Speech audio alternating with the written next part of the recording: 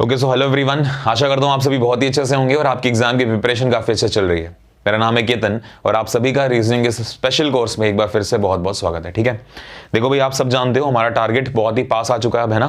मार्च में हमारा एग्जाम है। ठीक है, आप सब जानते हो कि एसएससी सीजीएल का एग्जाम लगा हुआ है प्रीलिम्स का। तो ये जो सीरीज है आपके लिए बहुत इंपॉर्टेंट है कहीं ना कहीं।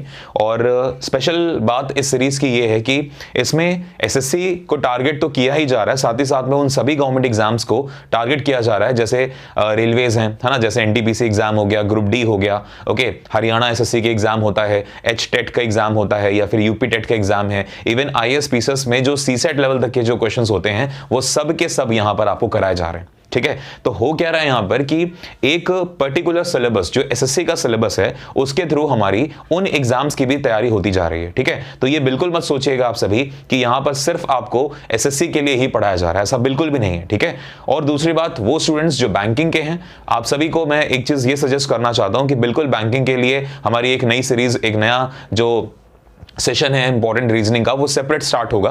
ठीक है, लेकिन वो सारे के सारे टॉपिक्स जो एसएससी प्लस बैंकिंग में कॉमन है, जैसे ब्लड रिलेशन है, डायरेक्शन टेस्ट है ना, रैंकिंग टेस्ट होता है, ऑर्डर एंड रैंकिंग जिसको हम बोलते हैं, कोडिंग डिकोडिंग, है ना, तो जो टॉपिक्स कॉमन है उनको आप जरूर पढ़ सकते हो। लेकिन हाँ, एक बात मैं जरूर कहूंगा आपसे कि बैंकिंग का जो लेवल है, उसकी जो रीजनिंग का लेवल है वो एकदम डिफरेंट है ना, बहुत हाई लेवल है। उसके लिए अलग से एक कोर्स बनाना बहुत जरूरी है। ठीक है, तो हम अलग से उसको देखेंगे जब हम बैंकिंग के कोर्स को लॉन्च करेंगे। राइट, उसमें हम बैंकिंग का हर एक तरह का क्वेश्चन, ठीक है, बेसिकली मैं उसमें पजल्स पे बहुत ज्यादा फोकस करने वाला हूं। ठीक है, कम से कम नहीं तो हम लोग 150 पजल्स जो हैं वो जरूर सॉल्व करेंगे। ठीक है, तो उम्मीद करता हूं आपको समझ में आ रहा है कि क्या एक मतलब सिलेबस में फर्क होता है, ठीक है, बैंकिंग और एसएससी के, और बाकी एसएससी और अदर एग्जाम्स में क्या कॉमन चीजें हैं। ठीक है, तो ये चीजें हैं आपको पता होनी चाहिए। चलिए, वेन डायग्राम की बात कर रहे थे, है ना। वेन डायग्राम में इससे पहले हमने कवर कर लिए हैं टोटल 5 लेक्चर्स। ये आपका आखिरी लेक्चर है। ठीक है, 100 क्वेश्चंस हो चुके हैं, इसमें सिर्फ 10 क्वेश्चंस हैं गिनती के। ठीक है, 10 क्वेश्चंस, ये वो क्वेश्चंस हैं जो थोड़े से बच रहे थे, जो मुझे लगे इंपॉर्टेंट है। हालांकि क्वेश्चंस तो बहुत सारे होते हैं, है ना, लेकिन फिर वही चीजें घूम फिर के उन्हीं डायग्राम्स के ऊपर ही आपको काम करना है ना। अब उम्मीद ये करता हूं कि 110 क्वेश्चंस कराने के बाद आप समझ चुके होंगे कि एटलीस्ट वेन डायग्राम को हैंडल कैसे करना है।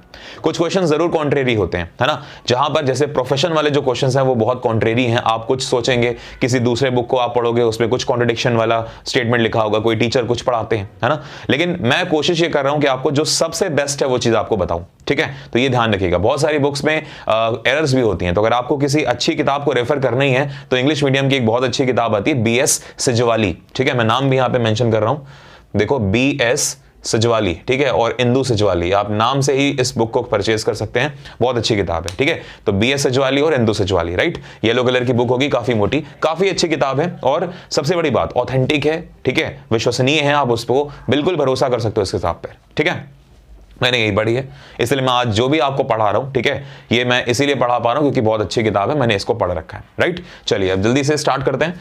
110 क्वेश्चंस जो हमारे पास टोटल हैं, उसमें 10 से जो क्वेश्चन बच रहे हैं उसको कवर कर रहे हैं। साइंस स्टूडेंट्स हैं, लॉ स्टूडेंट्स एंड ह्यूमंस हैं। अगर हम इसमें बात करें तो आप देखो, जो साइंस स्टूडेंट्स होते हैं वो डिफरेंट होते हैं, जो लॉ स्टूडेंट्स होते हैं वो डिफरेंट होते हैं। ऑब्वियस सी बात है कि साइंस के स्टूडेंट डिफरेंट होंगे, लॉ के स्टूडेंट डिफरेंट होंगे, और ये दोनों के दोनों किसका पार्ट है, तो ये दोनों के दोनों स्टूडेंट्स, ये दोनों के दोनों ह्यूमंस का पार्ट है।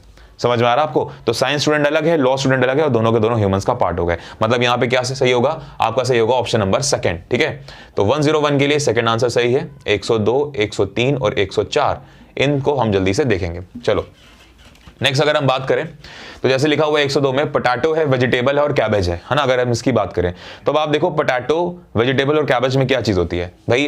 पोटैटो एक अलग चीज हो गई, मतलब एक अलग है ना। अगर हम बात करें कैबेज की तो कैबेज भी डिफरेंट हो गया। ठीक है, लेकिन अगर हम पोटैटो और कैबेज, कैबेज को बेसिकली क्या बोला जाता है, जो बंद गोभी वगैरह होती है ना, पत्ता गोभी, फूल गोभी, उसको बोलते हैं, है ना। और ये दोनों के दोनों क्या है, ये दोनों के दोनों वेजीज हैं, मतलब वेजिटेबल हैं बेसिकली।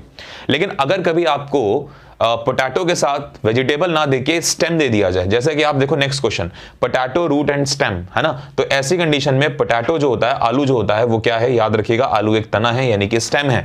तो पोटैटो को आप स्टेम में डालोगे, राइट, और रूट को कर दोगे डिफरेंट। रूट क्या होता है, जैसे आपने देखा है गाजर है, चुकंदर है ना, बीट रूट जिसको बोलते हैं हम, कैरेट है, ओके, रेडिश यानी कि मूली वगैरह, तो ये सारे के सारे रूट्स होती हैं, है ना। लेकिन आलू क्या है, आलू इज स्टेम। क्लियर हो रहा है? तो अगर हम बात करें 102 के लिए तो आपके लिए 102 में सेकंड आंसर ही सही है, और 103 के लिए आपको जो सही आंसर होगा वो हो जाएगा थर्ड वाला। क्लियर है? चलो नेक्स्ट हम बात करते हैं 104 पे। मैराथन रनर है, एथलीट है और स्प्रिंटर है, ठीक है। ये काफी अच्छा क्वेश्चन है, ध्यान से देखो। मैराथन रनर जो होते हैं, ठीक है, वो डिफरेंट हो गए, ठीक है। और स्प्रिंटर जो आप देख रहे हो, है ना, मैराथन रनर डिफरेंट होते हैं। स्प्रिंटर जो होते हैं वो कम दूरी के जो धावक होते हैं उनको बोला जाता है, ठीक है। मैराथन एक अलग होती है, ठीक है। तो स्प्रिंटर जो होते हैं वो बेसिकली अलग माने जाते हैं, इसको ध्यान रखिएगा, ठीक है, बिकॉज दोनों गेम्स में अलग हैं एक तरह से। और ये दोनों के दोनों क्या होते हैं, ये दोनों के दोनों एथलीट्स होते हैं, ठीक है। दोनों के दोनों क्या है, एथलीट्स हैं, ठीक है, इसको ध्यान रखना है। तो मैराथन रनर, स्प्रिंटर अलग हो गए और एथलीट के अंदर आ गए, क्लियर है। चलो, तो अगर ये चीज आपको समझ में आ रही है तो 104 के लिए बेस्ट आंसर आपका ये भी सेकंड हो जाएगा, बहुत बढ़िया, ठीक है। तो उम्मीद करता हूं कि आपको ये क्लियर हो गया होगा, ठीक है। चलिए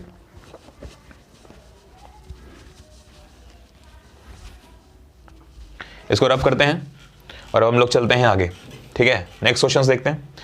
लिखा हुआ है आपके पास नेफ्यू, मेल एंड कजन। काफी अच्छा क्वेश्चन है ये, ठीक है। गलत होता है, देखो नेफ्यूज जो हैं, जितने भी भतीजे हैं वो सारे के सारे मेल हैं, ऑब्वियस सी बात है ना।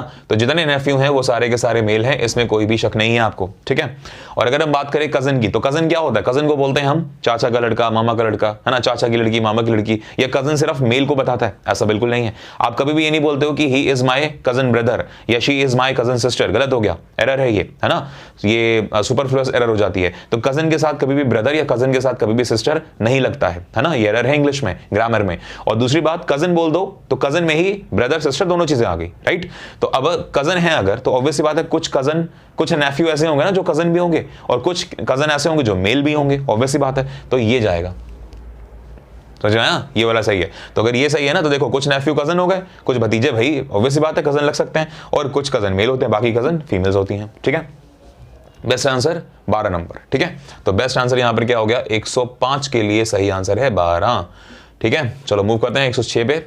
ये भी अच्छा क्वेश्चन है, पूछा गया है इस बार। Poison, bio products, sorry basement है, डिस्को एंड बार है, ठीक है, ये क्वेश्चन पूछा गया है। तो इसमें क्या होता है, तीनों चीजें कॉमन मानी जाती हैं कि बेसमेंट में डिस्को और बेसमेंट में कॉमन चीजें कि बेसमेंट में डिस्को हो सकता है, डिस्को में बेसमेंट हो सकता है। ऐसे ही बार भी, यहाँ पे बार जो है ना, ये याशी वाला बार है, ये बार जेल वाला बिल्कुल भी नहीं है, ठीक है। तो बेसमेंट, बार और डिस्को तीनों में कॉमन बनता है, ठीक है। तो इसको याद कर लो। तो कुछ क्वेश्चन ऐसे होते हैं जो हमें ध्यान रखने होते हैं हमेशा के लिए, ठीक है। तो ये कुछ वैसा ही है, कुछ इसमें खास एक्सप्लेनेशन की नीड नहीं है अब आपको, ठीक है। तो सही आंसर क्या होगा यहाँ पे, 5th नंबर, यानी कि 106 के लिए 5th वाला सही आंसर होगा, राइट। चलो नेक्स्ट बात करते हैं। पॉइजन, बायो प्रोडक्ट्स, फूड, ये भी अच्छा क्वेश्चन है। देखो कुछ जो बायो प्रोडक्ट्स होते हैं, कुछ जो बीपी हैं बायो प्रोडक्ट्स, वो फूड में आएंगे, ठीक है। जैसे ये जितनी भी चीजें हम खाते हैं, वेजिटेबल्स वगैरह, है ना, ये सारे के सारे बायो प्रोडक्ट्स हैं, है ना, बायो के क्या है, प्रोडक्ट्स हैं, और इनको क्या बोल देंगे हम, इनको हम फूड में बोल देंगे, ठीक है। लेकिन कई सारा हम ऐसा भी खाते हैं जो बायो प्रोडक्ट नहीं है, ठीक है, जो हम फूड में एज अ फूड कंज्यूम करते हैं। समझ में आ गई बात। अच्छा, दूसरी बात अगर हम बात करें तो पॉइजन भी तो एक तरह का केमिकल है, बायो प्रोडक्ट है। तो यहां पर ये हो गया केमिकल, ठीक है, जिसका नाम क्या है, पॉइजन। तो पॉइजन को हम, पॉइजन भी एक तरह का बायो प्रोडक्ट ही है, लेकिन क्या हो जाएगा, सारे के सारे पॉइजन बायो प्रोडक्ट्स नहीं होते, ठीक है। तो ये आपको समझ में आ गया, क्लियर। जैसे लेड की बात करें, है ना, इस तरह से। तो ये बेस्ट आंसर था। तो इसमें सही आंसर आप कर दोगे ऑप्शन नंबर पहला, यानी कि 107 के लिए सही आंसर आपका फर्स्ट। ये क्वेश्चन पूछा गया, ध्यान रखना, इंपॉर्टेंट है ये। नेक्स्ट अगर हम बात करें, नॉवल है, डिक्शनरी है और बुक है ना, नॉवल, डिक्शनरी और बुक। तो ये भी अच्छा क्वेश्चन है। देखो नॉवल और डिक्शनरी ये दोनों ही डिफरेंट होते हैं, है ना। नॉवल डिक्शनरी में आपस में कोई भी रिलेशन नहीं है, लेकिन नॉवल और डिक्शनरी दोनों एज अ बुक होते हैं, बुक यूज किए जाते हैं।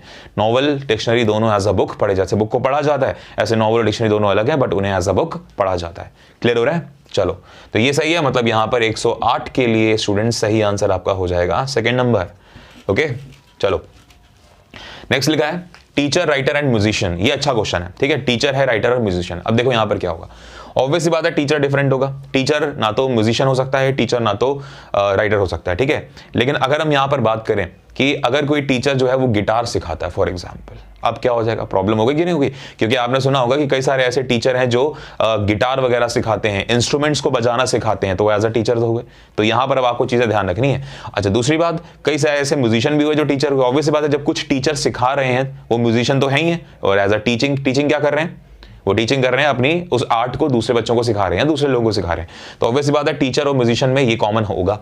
अच्छा, दूसरी बात, कुछ ऐसे म्यूजिक प्लेयर्स हो सकते हैं जो राइटर भी हो, जिन्होंने कोई अपना कुछ लिखा है, स्क्रिप्ट लिखी है और वो स्क्रिप्ट पे आगे मूवी बनी है, बिल्कुल पॉसिबल है। तो मतलब यहां पर क्या होगा, ये कॉमन कर दिया जाएगा, तो ये इसमें बेस्ट है। तो ये ध्यान रखिएगा, यहाँ पे ये पूरा का पूरा जो है ना, यहाँ पे जो टीचर्स लिए जा रहे हैं बेसिकली ये म्यूजिक वाले सेंस में लिए जा रहे हैं, ठीक है। तो कॉमन सेक्शन यहाँ पे सबसे बेस्ट डायग्राम है। क्लियर हो रहा है, उम्मीद करता हूं क्लियर हो रहा होगा, ठीक है।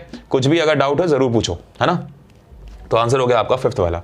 ओके और अब देखते हैं फाइनली हमारा लास्ट क्वेश्चन और वेन डायग्राम का सबसे आखिरी इस टाइप का। चलिए, लेबर है, यूनियन वर्कर है और फिर मैनेजर है ना। लेबर, यूनियन, वर्कर और मैनेजर। अब आपको पता है कि वर्कर्स जो होते हैं हर एक अगर हम बात करें फैक्ट्री में या ऑर्गेनाइजेशन में एक यूनियन होता है ना लेबर्स का। तो जो लेबर की मांग को जो लेबर की डिमांड्स वगैरह हैं उनको अब एक हाई लेवल तक लेकर जाता है और उन यूनियंस में एक लीडर होता है वर्कर्स का। तो वही चीज है कि जो वर्कर्स होते हैं वो सारे के सारे मिलकर क्या करते हैं, एक यूनियन को बनाते हैं, है ना। जो लेबर यूनियन है, लेबर यूनियन को बनाते हैं। जो वर्कर्स हैं वो मिलके क्या बनाते हैं, लेबर यूनियन को बनाते हैं। ठीक है, इसको ध्यान रखिए भाई। लेबर यूनियन में कौन आएगा, लेबर की यूनियन। तो लेबर मतलब वर्कर, तो वर्कर की यूनियन मतलब लेबर यूनियन। और मैनेजर क्या हो जाएगा, इनसे डिफरेंट हो जाएगा।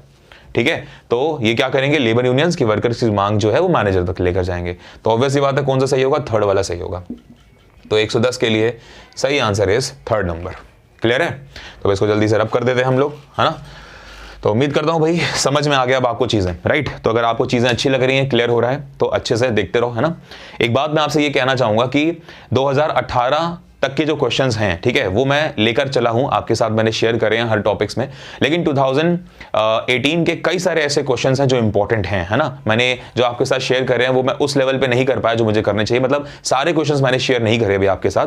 तो बेसिकली क्या है, 2017 तक तो आपको कंप्लीट मिलेंगे, है ना। लेकिन 2018 के जो क्वेश्चंस जो लास्ट ईयर जो लास्ट ईयर का जो पेपर था वो 2019 में आपको पता है कि हुआ, कई सारे डिले हुए एसएससी में, है ना। तो इस बार जो जुलाई शिफ्ट में कई सारे जो पेपर्स हुए हैं उसमें जो टॉपिक्स रीजनिंग के हैं उसमें जो भी क्वेश्चंस पूछे गए हैं उन पे सेपरेट वीडियोस बनाई जाएंगी। ठीक है, और वो क्या करे जाएंगे, इसी लिंक में जो आप देखते हो आपका जो कोर्स है पेड कोर्स, उसी में क्या होगा, ऐड कर दी जाएंगे। ठीक है, टॉपिक के बाद जैसे मान लीजिए मैंने आपको वेन डायग्राम की 5 पढ़ा दी वीडियोस, ठीक है, टाइप नंबर 1 पे, और मान लीजिए कि 2 वीडियोस में मैं आपको या एक वीडियो में लेंदी वीडियो कर दूंगा, उसको मैं लंबी कर दूंगा, तो एक वीडियो में हम क्या करेंगे, बाकी क्वेश्चंस भी देख लेंगे, है ना, वेन डायग्राम के। तो फिर क्या होगा कि उसके बाद हम 2018 के जितने भी क्वेश्चंस हैं उनको कवर कर लेंगे, राइट। तो उम्मीद करता हूं आपको समझ में आ रहा है ना। तो बने रहिए भाई, पढ़ते रहिए। ओके, जल्दी मिलेंगे नेक्स्ट पार्ट में। Thank you, thanks for watching, good luck.